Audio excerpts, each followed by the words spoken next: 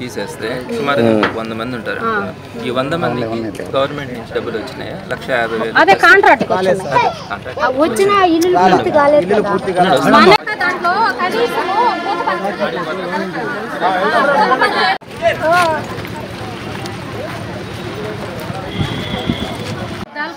भी क्या तो सहूलत करे बस क्या मैं सुनो सुनते सहूलत करे बस पूरा उसके बाद उठाते ये बीच में उठाने देते उन्हें सार बात कर है ये बीच में क्या कर दो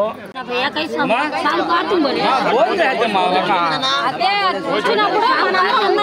हमें है माँ टेंशन ना को हमें है ना మీరు అడిగేది న్యాయమే. చిన్న పిల్లకాయల్ని పెట్టుకున్నాం సార్ యాడికి పోయి ఆడ ఉంటాం చెప్పండి చెప్పండి పైసా పని బిర్యానీ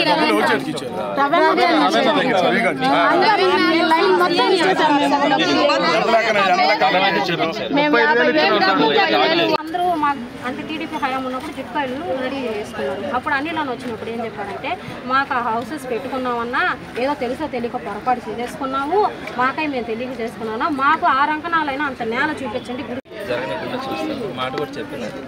కూడా ఏంటంటే మేము కాలేజ్ చేయమని చెప్పట్లేదు, మాకు ఏదైనా ఇల్లు చూపిస్తే కాలేజ్ చేయడానికి సిద్ధం.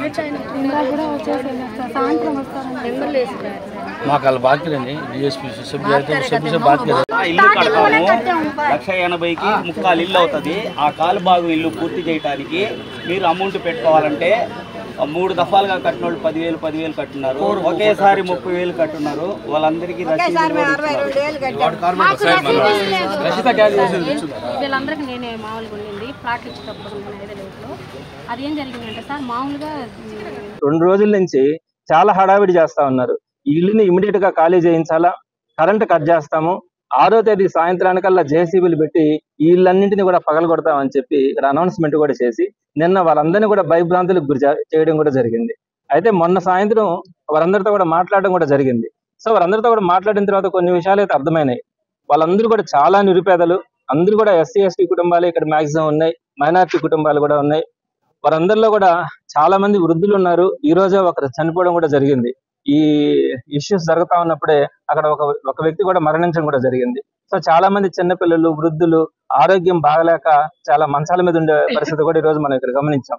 సో ఇట్లాంటి పరిస్థితుల్లో వీళ్ళందరినీ కూడా ఇల్లు కంప్లీట్ చేసి వారందరికీ కూడా ఆల్టర్నేటివ్ చూపించకుండా మరి వీరందరినీ కూడా ఈ రోజు రేపు సాయంత్రం లోపల ఖాళీ చేయించి పంపించేస్తామని చెప్పి ప్రభుత్వం అనౌన్స్మెంట్స్ చేయిస్తే పోలీసులను పంపించి డిఎస్పీ స్థాయి వ్యక్తులను కూడా ఇక్కడికి పంపించి మీరు ఇక్కడి నుంచి ఖాళీ చేస్తారా లేకపోతే బలవంతంగా మిమ్మల్ని ఇక్కడి నుంచి తీసుకెళ్లిపోవాలా అని చెప్పి నిన్న వాళ్ళు మాట్లాడిన వీడియోస్ ను కూడా చూడడం జరిగింది.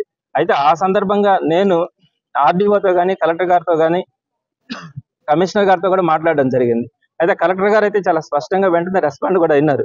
సో ఎట్లాంటి పరిస్థితుల్లో ప్రాబ్లం అయితే నాకు అర్థమవుతా ఉంది. అట్లాంటి నిరుపేదల్ని మనం గనక బలవంతంగా ఇక్కడి నుంచి ఖాళీ చేస్తే ఇబ్బంది అవుతుందన్న ఆలోచనతో ఆయన వెంటనే ఆర్డీఓ గారికి కూడా రెఫర్ చేసి ఆమె ద్వారా నాకు కాల్ చేయించడం కూడా జరిగింది. ఎట్లాంటి పరిస్థితుల్లో వాళ్ళకి ఆల్టర్నేటివ్ చూపించకుండా అక్కడి నుంచి ఖాళీ చేయించడం కూడా జరగదు అని చెప్పి నిన్న మాట కూడా ఇవ్వడం జరిగింది. అయితే ఈ రోజు మార్నింగ్ మళ్ళా కూడా ఇక్కడ అనౌన్స్మెంట్ చేయించినారు. ఈ రోజు సాయంత్రం లోపల మీకు కరెంట్ కట్ చేస్తాం, రేపు సాయంత్రం లోపల జేసీబీలు తీసుకొని వచ్చి ఇళ్ళన్నింటినీ కూడా పగలగొడతామని చెప్పి అనౌన్స్మెంట్ కూడా చేయడం జరిగింది. నేను అడుగుతా ఉన్నాను, మున్సిపల్ మంత్రిగా నారాయణ గారు ఉన్నారు, నేనేమి వివాదాస్పదం చేయట్లా, పొలిటికలైజ్ కూడా చేయట్లా. ఈ పేదవాళ్ళని కనుక మనం ఒకసారి కనుక చూస్తే అక్కడ ఏ విధమైనటువంటి పరిస్థితుల్లో ఉన్నారు. ఇప్పుడే నేను చూశాను, ఒక వ్యక్తి మరణించి కూడా అక్కడ ఉన్నాడు. సో చాలా మంది కాళ్ళకు ఆపరేషన్లు చేయించుకొని బయటకు రాలేని పరిస్థితుల్లో చిన్న బిడ్డలను పట్టుకొని వృద్ధులు ఉన్నారు.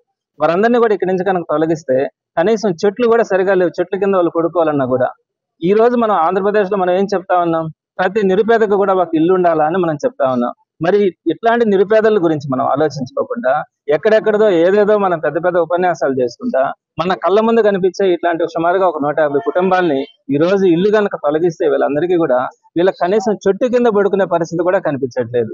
మరి ఇట్లాంటి పరిస్థితులు నేను ఒకటే చెప్తా ఉన్నాను, ప్రభుత్వాన్ని కూడా అప్పీల్ చేస్తా ఉన్నాను. కలెక్టర్ గారికి మొట్టమొదటిగా ధన్యవాదాలు కూడా తెలియజేస్తా ఉన్నాను. ఆయన రెస్పాండ్ అయ్యి నేను హామీ ఇచ్చినారు, వాళ్ళకి ఇమీడియట్ గా అయితే వాళ్ళని ఖాళీ చేయించడం అయితే చెయ్యము అని చెప్పి ఒక మాట కూడా చెప్పడం జరిగింది. నేను ఈ సందర్భంగా స్థానిక ఎమ్మెల్యే గారు కానీ అదేవిధంగా మంత్రిగా ఉన్నటువంటి నారాయణ గారికి కూడా నేను అప్పీల్ చేస్తా ఉన్నాను. సో ఈ 150 మందికి మీరు ఏదో ఒక హౌస్ చూపించండి. అంటే ఇప్పుడు 6 అంకణాల హౌస్, 6 అంకణాల స్థలం లాస్ట్ గవర్నమెంట్ ఇవ్వడం జరిగింది. దాంట్లో కూడా 70 to 80% కంప్లీట్ అయి ఉన్నాయి ఇల్లులన్నీ కూడా. అది కంప్లీట్ చేయించేసి వీళ్ళందరినీ పంపిస్తామంటే తప్పకుండా మేము కోఆపరేట్ చేయడం కూడా జరుగుతుంది. వీరందరినీ ఇక్కడి నుంచి పంపించడంలో మేము కూడా సహకరించడం కూడా జరుగుతుంది. ఒకవేళ కనుక అవి కనుక పాసిబిలిటీ లేకపోతే వెంకటేశ్వరపురం దగ్గర కానీ అట్లా కొన్ని దగ్గర టిట్కో హౌసెస్ ఉన్నాయి. సో వాటన్నింటినీ కూడా మనం ఫ్రీ ఆఫ్ కాస్ట్ నిరుపేదలకి ఇవాళ 300 SFT అని చెప్పి పెట్టుకొని ఉన్నాం. అక్కడ ఆల్మోస్ట్ నాకు తెలిసి చాలా ఇల్లు కూడా ఖాళీగా ఉన్నాయి. ఆల్మోస్ట్ 300 ఇల్లు దాకా కూడా 300 SFT ఖాళీగా ఉన్నాయి. మరి ఈ 150 కుటుంబాలకి అక్కడ మీరు శాంక్షన్ చేసినా పర్వాలే. సో టిట్కో హౌసెస్ మీరు శాంక్షన్ చేసినా, లేకపోతే ఈ 6 అంకణాల్లో ఉన్నటువంటి ఆ హౌస్ ని కంప్లీట్ చేసి ఇచ్చినా వీరందరూ కూడా ఇక్కడి నుంచి పోవడానికి ఎలాంటి అభ్యంతరం ఉండదు. ఇక్కడి నుంచి ఖాళీ చేయించాలనుకుంటే మాత్రం ఆ నిరుపేదలతో పాటు అండగా నిలబడడానికి నెల్లూరు నగరం అంతా కూడా అండగా ఉంటుందని మాత్రం మీకు తెలియజేస్తా ఉన్నాను. ఇక్కడ నేను పార్టీల గురించి మాట్లాడటంలా, పార్టీలకు అతీతంగా ఆ నిరుపేదలకు ప్రతి ఒక్కరు కూడా అండగా నిలబడడం జరుగుతుంది. దయచేసి చెప్తా ఉన్నాము, ఆ 150 కుటుంబాలకి మీరు ఏదో ఒక ఆల్టర్నేటివ్, మీరు ఎక్కడో ఒక దగ్గర ఒక ఇల్లు చూపించేంత వరకు వారిని బలవంతంగా ఇక్కడి నుంచి పంపించడానికి ప్రయత్నం చేయొద్దు అని చెప్పి నేను ప్రభుత్వానికి మనవి చేసుకుంటా ఉన్నాను.